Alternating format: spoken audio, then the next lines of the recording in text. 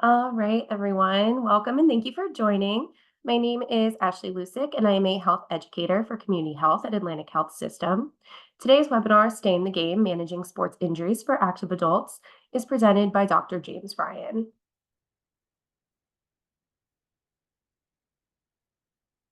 Before we begin, I have a few announcements. This webinar is being recorded. All participants are muted. If you have a question, please use the Q&A button and use the chat feature for comments. We will try and get through all questions at the end of today's presentation. At Atlantic Health System, we encourage everyone to be an active partner in their healthcare. We recommend using an online tool called MyChart to help you manage your care. MyChart is an interactive tool that gives you 24/7 access to your electronic medical record. Anyone who is a patient with Atlantic Health System can open a MyChart account. This includes anyone who has visited an Atlantic Health System provider for routine visits, vaccine visits, or even an Atlantic Health System emergency room visit. If you are not a patient of Atlantic Health System, you may have access to MyChart or similar platforms through your usual provider.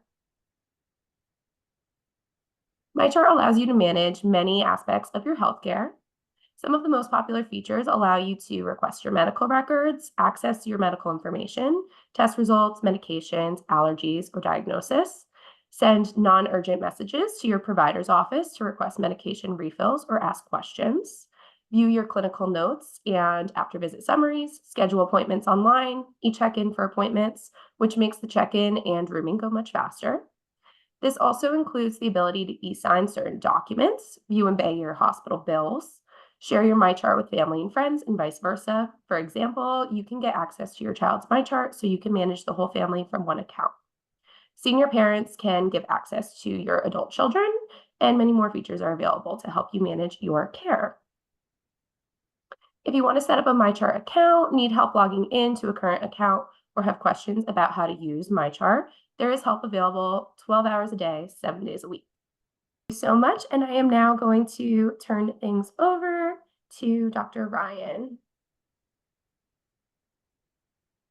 All right, thank you, Ashley.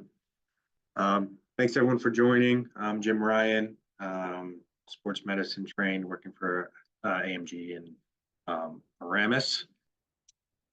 So first, start off with some definitions. We all know what our bones are, but I think it's important to note that our bones are actually living structures that respond to their environment and activity level. So bones actually become stronger when we use them by staying active. So um, is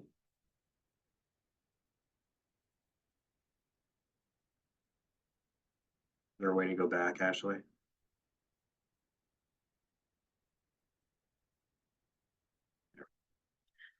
Our muscles are what pull our bones in different directions, allow us to perform all of our activities, and they attach to bones by tendons.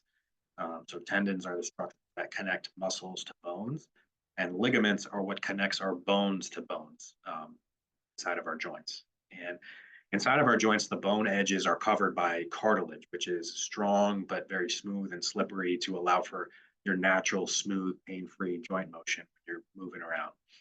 And outside of our joints, areas that don't have cartilage, we have small fluid-filled areas called bursas. And those are located in areas of high friction due to either tendons or skin rubbing over your bony prominences. And they work to prevent areas from becoming inflamed, but they themselves can become inflamed.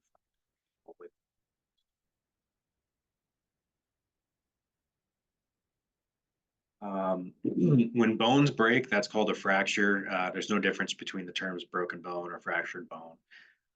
A sprain is an injury of a ligament, and a strain is an injury of a tendon. So they're essentially the same thing. It just determines what structure is being injured, and these can range from just being inflamed to micro tearing to a full thickness tear.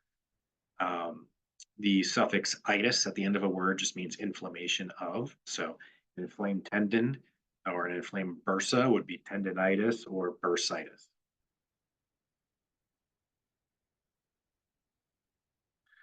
Before you start thinking of how to avoid injuring yourself, you want to set yourself up for success by preparing yourself. You want to give your body the proper building blocks to build strength and resilience, and Make sure that you're taking in fruits and vegetables, whole grains, lean proteins, healthy fats, and you want to stay hydrated. So you set yourself up to avoid injury. And there's some data showing that specific foods increase the overall inflammation in your body, and other foods decrease the overall inflammation of your body. There's a so-called anti-inflammatory diet. And those studies also find that carrying around excess weight, having excess fat in your system, is a risk factor for inflammation. And all of these can cause chronic pain and injury.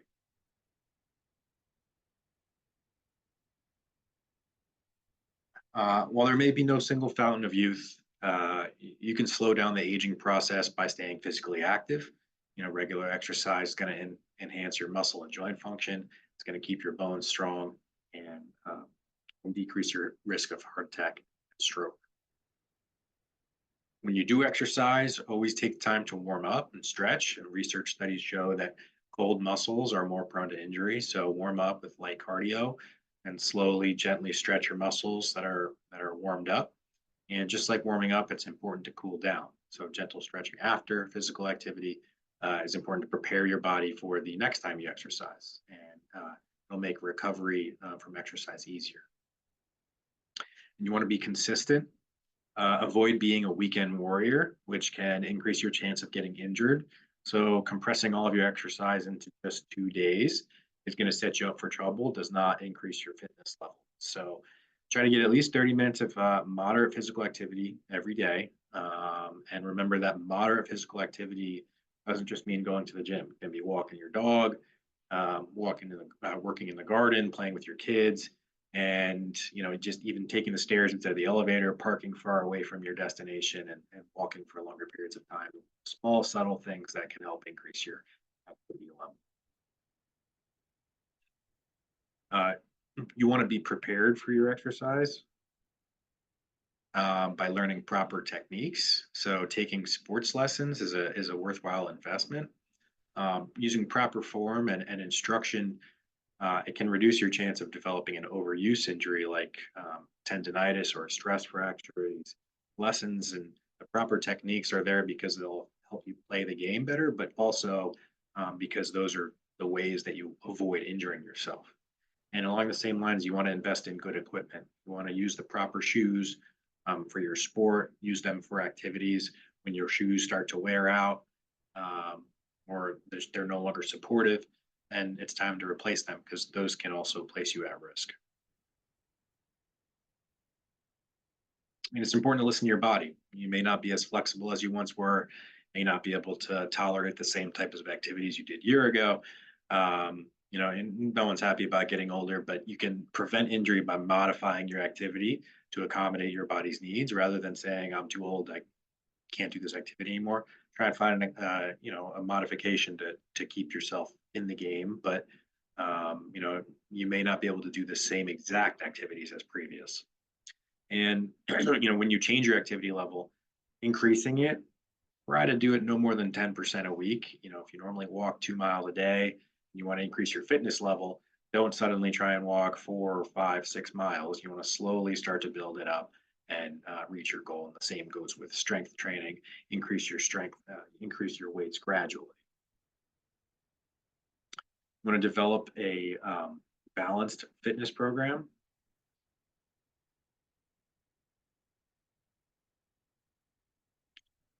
That incorporates cardiovascular exercise, strength training, and flexibility. And in addition to providing a total body workout, a balanced program is going to keep you from getting bored and lessen your chances of injury. You want to add new exercises and activities cautiously. Even if you're sedentary or in good physical shape, if you try and take on too many different activities at a time, it may predispose you to injury.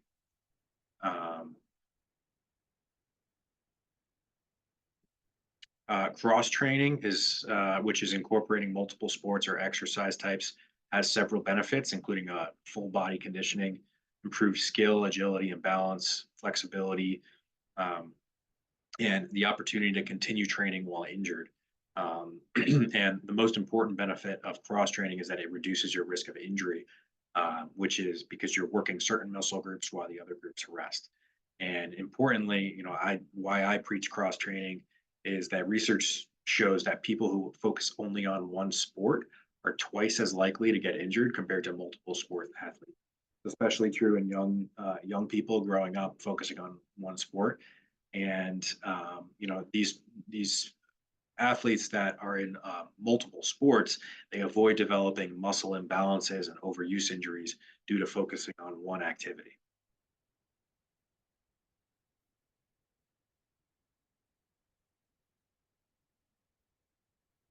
And when injuries happen, proper therapy is paramount to your recovery. The basis of therapy is that all of us have a normal resting muscle tone, and our muscles naturally put our body in position to perform various activities. And over time, we may develop imbalances due to various reasons, which may predispose to injury. And that could be from, uh, you know, playing one specific sport. It could be due to your posture.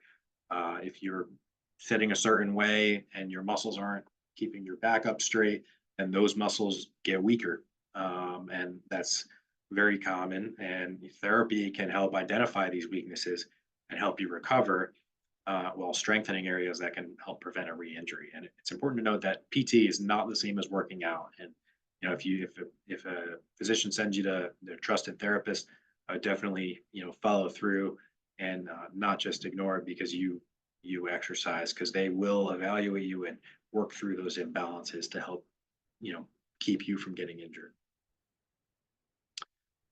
So switching gears, we're going to go through a few commonly injured areas and discuss common injuries. The shoulder, we'll start with the shoulder. The shoulder is a ball and socket joint, meaning your humerus bone articulates with the glenoid, which is the socket. And the labrum is rubbery tissue around that socket that helps deepen the joint and provide some stability. And the rotator cuff is a set of small muscles and tendons that they do some rotation, but their main job is that they keep your shoulder in the socket while your larger muscles move your arm around. And also there's a little bursa you can see in that picture on the top of the rotator cuff, and your biceps tendon travels through your shoulder joint.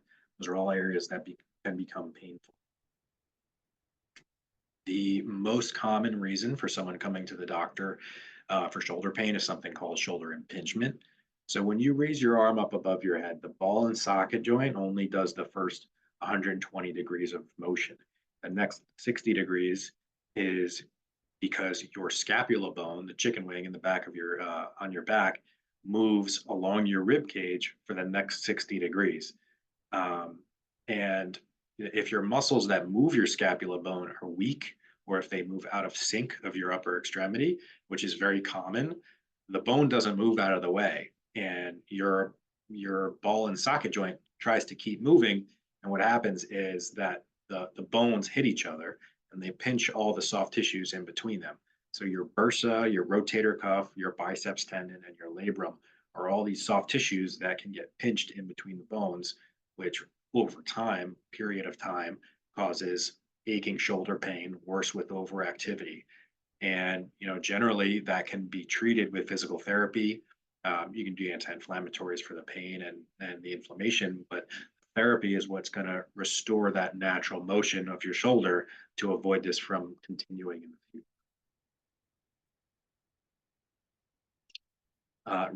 Repetitive overuse or high energy injuries to the shoulder can also result in tearing of the rotator cuff. Symptoms of a cuff tear are pain, especially at night or with overhead activity, and occasionally weakness. A fresh rotator cuff tear after an injury is usually repaired right away, but a rotator cuff tear from overuse without an obvious injury can usually be treated conservatively with physical therapy, but sometimes will require surgery if symptoms don't improve.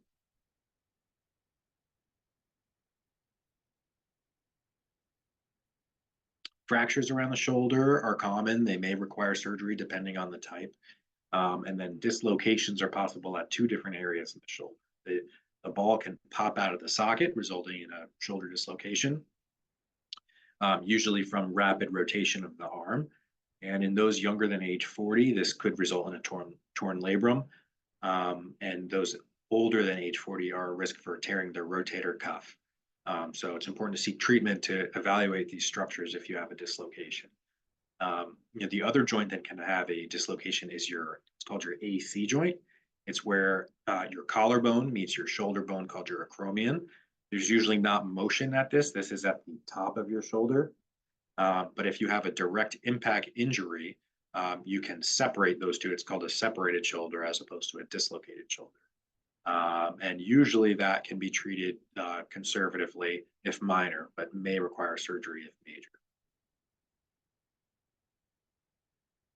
So if you have an injury to your shoulder, you should seek treatment if you see a deformity, notice a pop, limited mobility, weakness.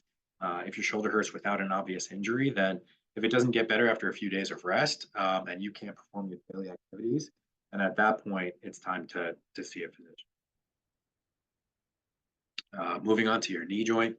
Our kneecap, also known as the patella, is in the front of the knee, has two tendons. Your quadricep muscle attaches to your kneecap by your quadriceps tendon, which attaches to the tibia bone or your shin bone by your patellar tendon. And inside the knee joint, you have cartilage and two thick rubbery structures called your meniscus. And these work as shock absorbers to help protect the cartilage. Cartilage damage is irreversible, and ligaments inside and outside of the knee joint help provide translational and rotational stability to your knee. The most common reason for someone going to the doctor for their knee is what's called patellofemoral pain syndrome. And the basis of this is that all of us have varying anatomy, whether it's our muscle tone, the rotation of our bones, the shape of our bones, our alignment, all of that can vary and it can be normal. But some people have slightly some anatomy that places their kneecap slightly off center or creates higher pressure underneath the kneecap.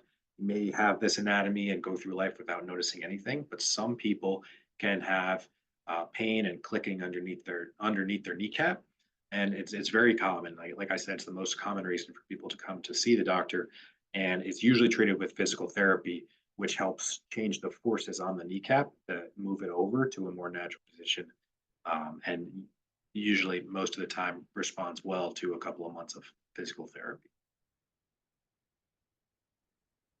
Now, those with slightly abnormal anatomy may also be predisposed to having their kneecap dislocate to the side after a twisting injury.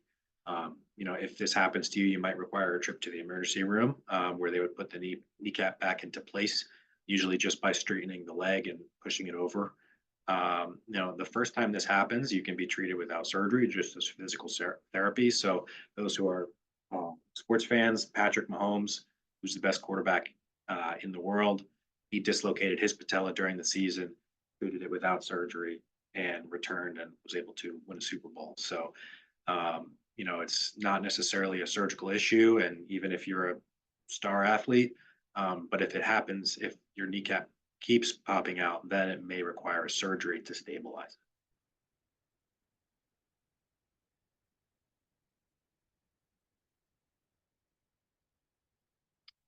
The quadriceps tendon, kneecap, and patellar tendon are all part of what's called the extensor mechanism. They all work together to allow you to straighten your leg, and a sudden force on your knee might result in any part of this mechanism failing. If you tear one of these tendons or if you fracture the kneecap and you can't straighten your leg, then a surgery is required to repair this.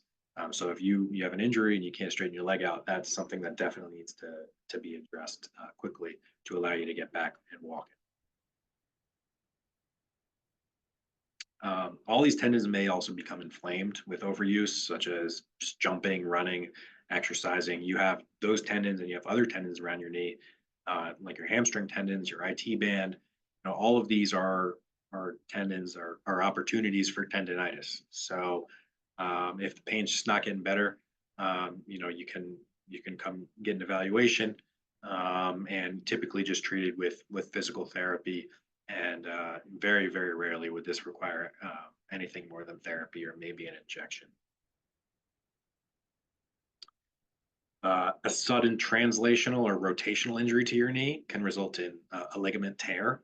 Your PCL and your LCL injuries, those are very rare. typically a result of high energy, like car accidents, but could happen after a significant sports injury. The ACL injuries are typically a non-contact twisting injury, resulting in a pop and significant swelling. And then the MCL can be injured when the shin bone is sent outwards away from the midline, either contact or non-contact, which results in pain in the inner part of the knee. And in general, isolated MCL injuries can heal without surgery, but there are some exceptions. And ligament injuries, they're all significant and require evaluation by an orthopedic surgeon, but they may not require surgery. But all of these ligaments work to prevent translation and rotation of your knee. So if you have a pop and you feel like your knee is unstable, then definitely coming in for an evaluation is the right thing to do before returning to physical activity. In a healthy joint with good cartilage, a sudden twisting injury may result in tear of the meniscus. Those are the two rubbery shock absorbers. If you have this, you may feel painful clicking in your knee. Your knee may get stuck in one position because that rubbery piece flipped into a different area and is physically blocking movement. Your knee may swell with fluid. And if your cartilage is healthy, then it's important to address these injuries with a surgery to repair the meniscus and continue to protect the cartilage and prevent arthritis. Now, arthritis is the process of cartilage degeneration in the joint. And once this starts, it's irreversible. The cartilage wearing away results in bone touching bone, which becomes very painful. And it's not just a mechanical issue. There's a chemical change happening inside the joint, and everything inside the joint starts breaking down, and that includes the meniscus. And if you have arthritis, you likely also have tearing in your meniscus, but there's no point in repairing the tear because the whole function of the meniscus is to prevent arthritis. So if that already exists in this scenario, it's irreversible. Surgery to repair the meniscus is not going to be offered. Sometimes you do a surgery to clean out the torn meniscus if you have very painful clicking or locking, but it's really not going to result in total pain relief because that arthritis is not going to go away. So the results of that are less predictable. You may be looking at a knee replacement down the line.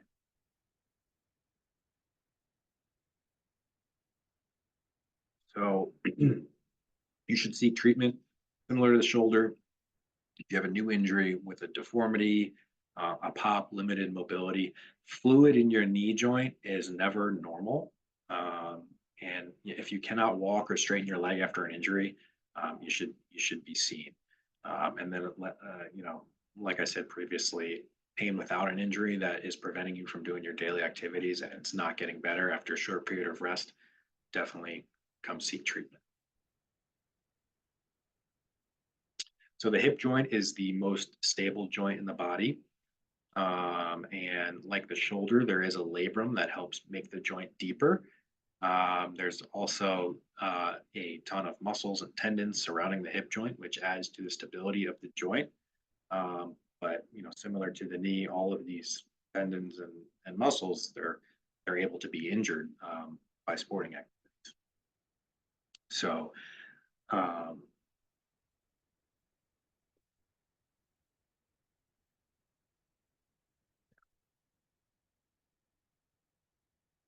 So like I said, all these tendons are prone to tendonitis or strain during physical activity.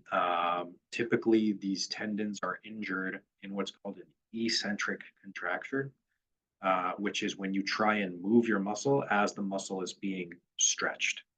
So if you think about when you are backpedaling and then all of a sudden try to run in the opposite direction, your muscles are being stretched from backpedaling, and then you fire the muscle to start running, and then that can cause an injury. And overuse also can lead to tendonitis. The hip is also a common site of bursitis. The bursa in the hip is located right on that lower hip bone that you can all feel. So if you have pain in that area and it's tender to touch, that's typically bursitis and typically can respond well to rest and physical therapy.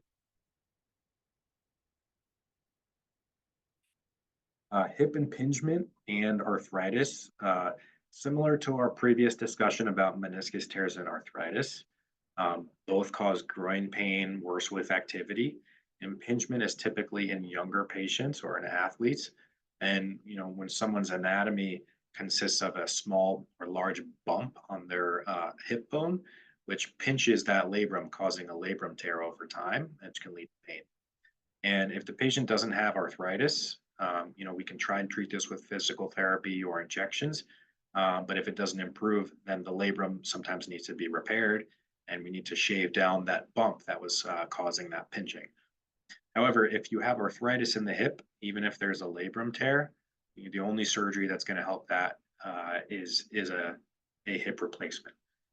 Similar to the meniscus in the knee, if you have arthritis and you were to have an MRI, the likelihood that you would have a labrum tear on that MRI is 100%, but that is not where your problem lies. It lies with the loss of cartilage due to the arthritis.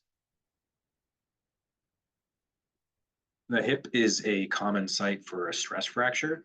So sudden increases in high impact training, common in military recruits or someone who just decides to start training for a marathon. You start to develop some groin pain, worse with running or walking.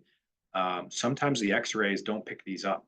So you can only see them on an MRI, depending on the location and size of the fracture. You can see the arrow pointing to that subtle line there that you don't see on the other side. Those may require surgery to prevent that from propagating to a full fracture of the hip. So for the hip, it's like the other joints, deformity with a pop, limited mobility, difficulty walking, atraumatic pain, not getting better with a few days of rest. But for the hip, I would say the one thing that is definitely urgent and do not wait is if you are increasing your training regimen and you just start to feel some aching in your groin specifically, then definitely better to seek care urgently to make sure you don't have a stress fracture. The last area that we'll talk about is the foot and ankle. The ankle consists of the high ankle ligaments and the low ankle ligaments. The high ankle ligaments connect your tibia to your fibula. So your leg consists of your tibia, which is your shin bone, which is what you bear your weight through, and your fibula, which is on a smaller bone on the side, which provides stability.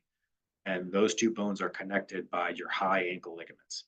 And then the low ankle ligaments connect your ankle to your foot. So low ankle sprains are much more common and thankfully usually much less severe.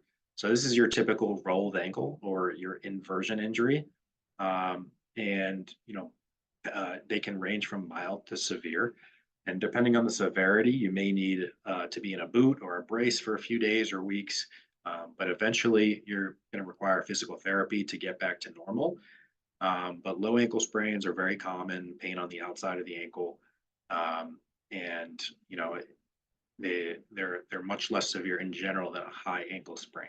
The high ankle sprains typically from an external rotation, so your foot moves away from midline, and they tend to be more severe and may take weeks to months to get back to normal, depending on the severity. The vast majority of these are treated without surgery. Some people are doing some surgery on very high level athletes. The football player Tua Tagovailoa, he had it at Alabama a few years ago. So there's some people that are pushing for it, but for the most part, you can avoid a surgery with a high ankle sprain.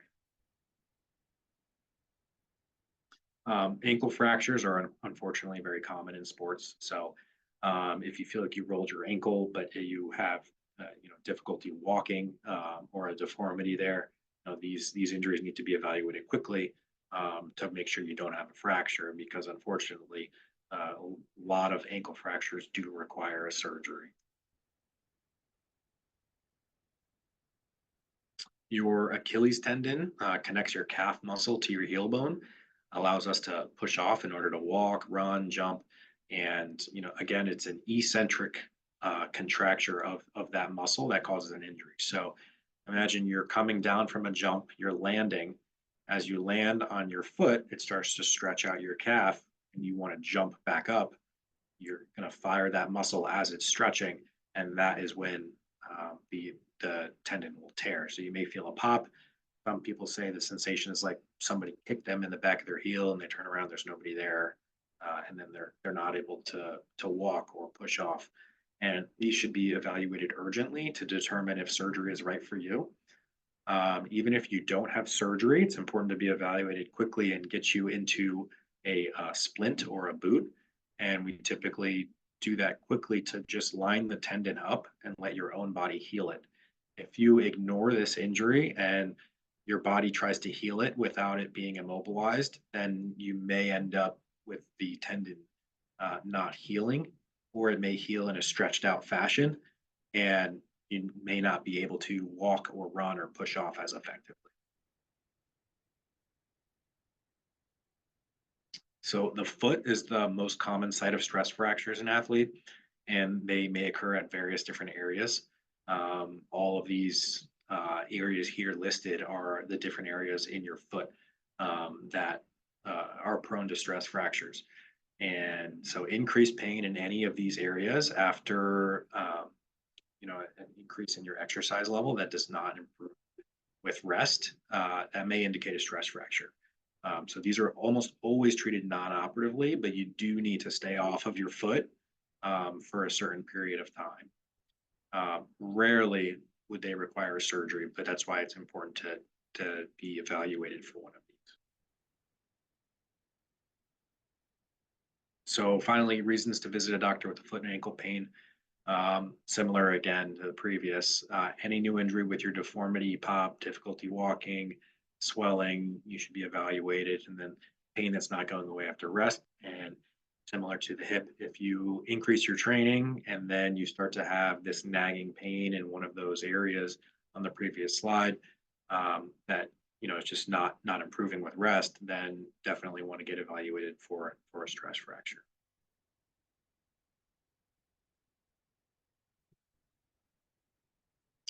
So what happens when you come see me? You tell me your story.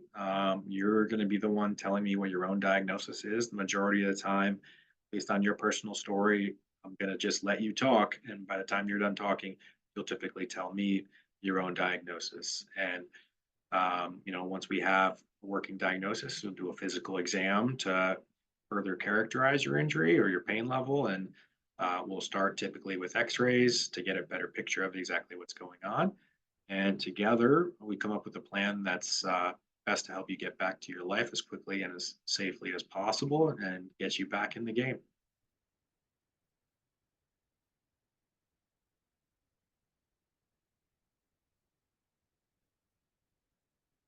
So thank you. So with that, I would like to say we appreciate you for joining us today. We kindly ask that you take a few minutes after today's webinar to complete the program survey. The link to the survey will be added to the chat for your convenience. A special thank you to Dr. Ryan for dedicating your time and expertise today. If you have additional questions or comments, you can send an email to communityhealth@atlantichealth.org or by calling 1-844-472-8499, option 3. And that concludes today's webinar, and I hope you all have a great day. Thank you all.